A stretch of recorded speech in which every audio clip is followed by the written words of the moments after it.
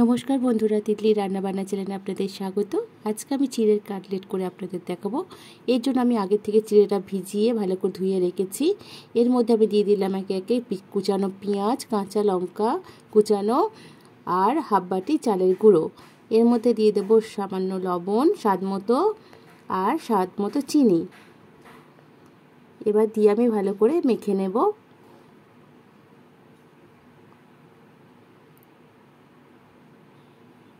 একটু জল দিয়ে দেব, দিয়ে আমি আবারও ভালো করে মেখে নেব।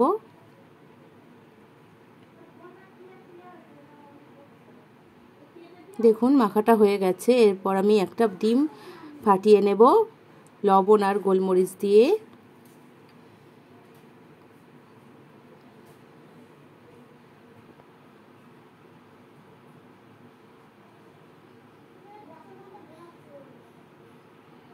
এবার যে আমি চিড়েটা মেখে রেখেছিলাম ওটা আমি ভালো করে হাতে গোল করে শেপ দিয়ে নেব। আপনারা আপনাদের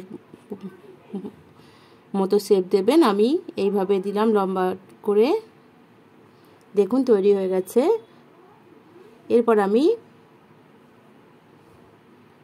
এগুলোকে ডিমের গোলায় চুবিয়ে আমি বিস্কুটের গুঁড়ো ভালো করে মাখিয়ে নেব।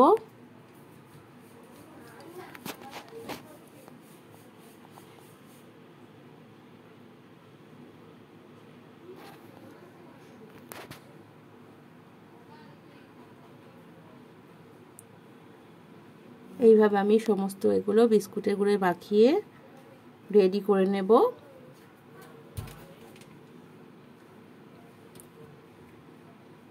সব কটা আমি রেডি করে নিয়েছি। এদিকে তেল গরম করে রেখেছিলাম আগের থেকে। এরপর আমি এর মধ্যে আমি দিয়ে ভালো করে ভেজে নেব, ডিপ ফ্রাই করে।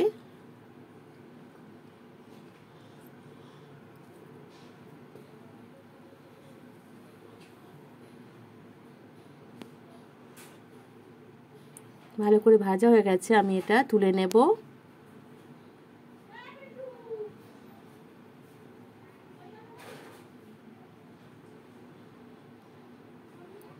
সবকটা ভাজা হয়ে গেছে। আমি এবার এগুলো টমেটো সস আর পেঁয়াজ দিয়ে আমি পরিবেশন করলাম।